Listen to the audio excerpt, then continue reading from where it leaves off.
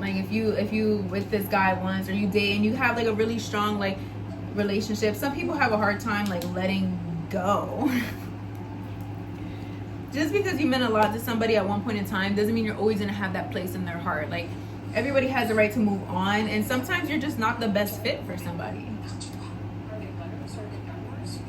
It doesn't have to reflect on you like negatively. It doesn't. It doesn't have to be what insecure people make it, where it's like a burden on their self-worth, or it makes them feel like less of a person. I need to put more of these things in here. They start feeling like they're worthless, like all of it was for nothing, or it never meant as much, and that's just simply not the case. It's just not the case. Like sometimes you could love a person a lot, you could care about a person a lot, type shit. You could really be compatible with someone sexually. Okay, you can consecrate well. It could be the best consecration of your life. You know what? Let's say that. Let's say that. Because you know what? Can I tell you something? For the people in the bag, who's listening? Some people end up with people that they aren't as satisfied by sexually, or maybe their other partners had a little more tricks up their sleeve. Me personally, I have a really bad gag reflex, so I can never compare if a nigga had a little throat goat and then he came to me. Baby, there's no plane. Baby, there's no throat. But you can go back to her, girl. You can go back if that's what you know, because if that's what you need, that's what you need, man. I'm not here to yuck anybody's yum. And if all you're satisfied with is a throat and a go, and you want to say fuck all the other stuff that I may have to offer, like compatibility, emotional availability, maybe I'm even more like appealing sexually, but not like that, like there's so many reasons. Anyways, all that to say, if you're never satisfied, I'm over here slurring the speech, girl. Let me see what that's about. If you are never satisfied, then you're never gonna be satisfied. If you're not happy with it, then you're not happy. If somebody else has something, you got what I need, type shit. Like if somebody else got what you need, get it. Go get it. Don't turn me into it. Don't try to get it from me because you got it somewhere else. You already know where to go get it. She knew what it was. Okay, she do. Yep, she sure do. He knows where home is. He sure does. You're right. You ate that. He's eating, huh? He's eating good. Yep. Have it, man. Who am I to stop someone from a good meal? Who would I be? What would I be if I'm over here stopping a good meal? I love me a good meal myself. There's some people out there I wouldn't double back to, but if I knew that was the last time I would have that meal, I would have had savored it a little more. Because there's some meals you won't have again. There's some meals. You know what I'm talking about? You're picking up what I'm putting down? There's I might end up with a smaller meal one day. And I might really love that meal. You know, it might be the best meal in a different way. But I'm always gonna remember that other meal I had. I won't desecrate this new meal that I have in front of me because that's greedy and ungrateful, and I obviously didn't like that other meal enough to stay, and it wasn't working out enough for me to keep going back. You know, like there was reasons why I'm not eating there anymore, right? That restaurant closed down.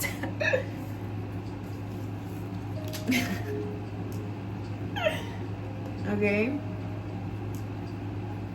it's just closed down, and then that's it.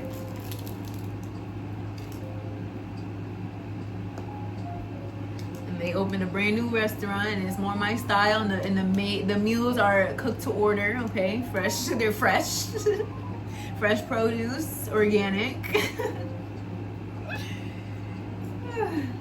And I'm more satisfied eating there because it feels good in my body and my mind and my soul. You know, maybe one thing, maybe that other meal just filled my tummy. Woo. That was. If you're picking up when I'm putting down. Yummy, yummy.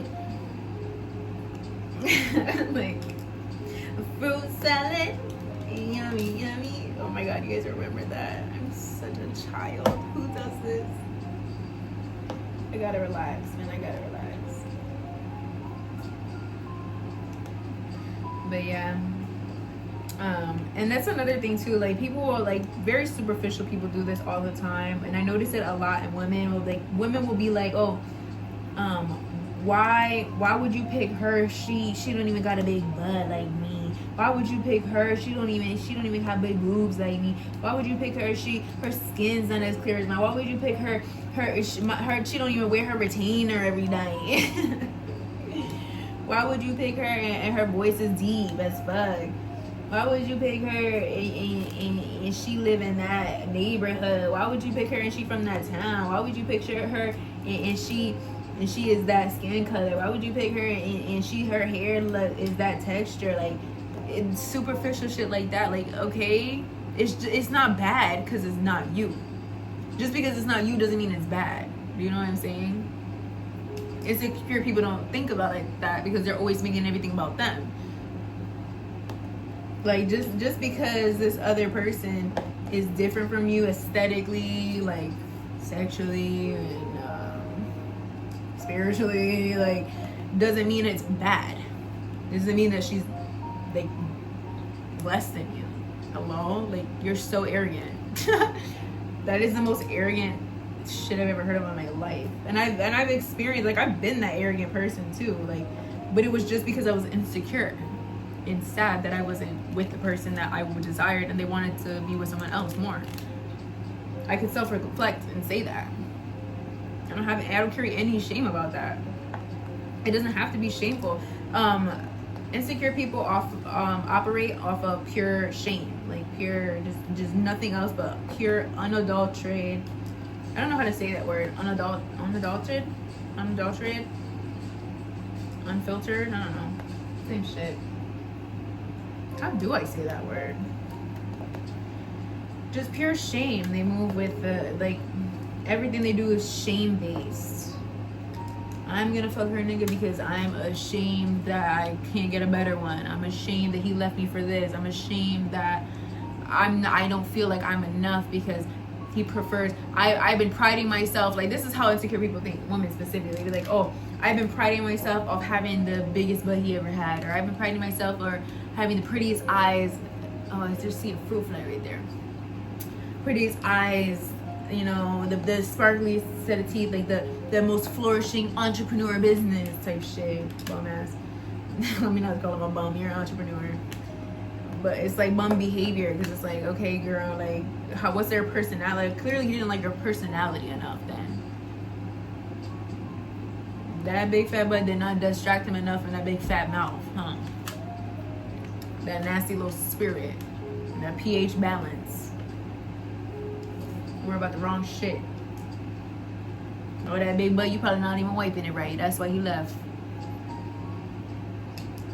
Shout out to my last video. I talk about feminine hygiene tips. And she? I'm throwing she? Oh, okay. You know, maybe you don't brush your teeth enough for him, and that's the red flag. I actually was just seeing a guy, and I feel like he didn't brush his teeth enough either.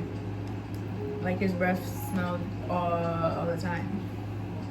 And I couldn't do it because it smelled like a cavity. Like, and you know cavities are contagious, right? Damn, I'm using like all of these. Cavities are contagious. I don't want cavities. I take really good care of my teeth. My dental hygiene is really good.